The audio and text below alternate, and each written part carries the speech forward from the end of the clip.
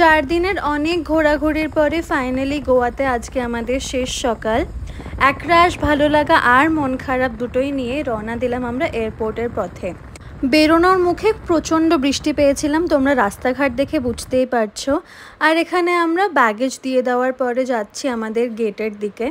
আমাদের ফেরার ফ্লাইটটা ছিল মোপা থেকে। এটা রিসেন্টলি খুলেছে, না হলে আগে তো ডাবল ইমেই খালি একটা এয়ারপোর্ট ছিল। এই এয়ারপোর্টটা ডাবল ইমের থেকে একটু বড় মনে হয়েছে আমার। তোমরা যদি আমাদের আগের ভ্লগস দেখে থাকো তোমরা জানবে যে এবার আসার সময় কিন্তু আমরা ট্রেনে এসেছিলাম, আর সেই জার্নিটাও ছিল দারুণ সুন্দর। আমি সেই মিনি ভ্লগটা অ্যাটাচ করে দিচ্ছি রিলেটেড ভিডিওতে, তোমরা গিয়ে দেখে আসতে পারো। আমাদের দিল্লি ফেরার ফ্লাইট ছিল সকাল 10:30টায়, কিন্তু খারাপ ওয়েদারের জন্য সেটা কিছুটা ডিলে হয়ে যায়। তো এখন ফাইনালি বোর্ডিং করে নিয়েছি ফ্লাইটের। আমার মনটা একটু খারাপ লাগছিল কারণ ফেরত চলে যাচ্ছি গোয়া থেকে। এখন ফ্লাইট মাঝ আকাশে, আর চারিদিকে কি সুন্দর মেঘের খেলা দেখা যাচ্ছে দেখো।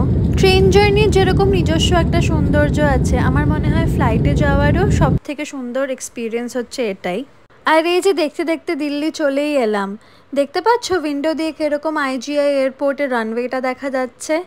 আর এর সাথেই আমাদের গোয়া ট্রিপটাও শেষ হলো। যদি তোমাদের আমাদের ভ্লগসগুলো ভালো লাগে তাহলে প্লিজ লাইক, শেয়ার আর সাবস্ক্রাইব করে দিও আমাদের চ্যানেলটাকে। Thank you.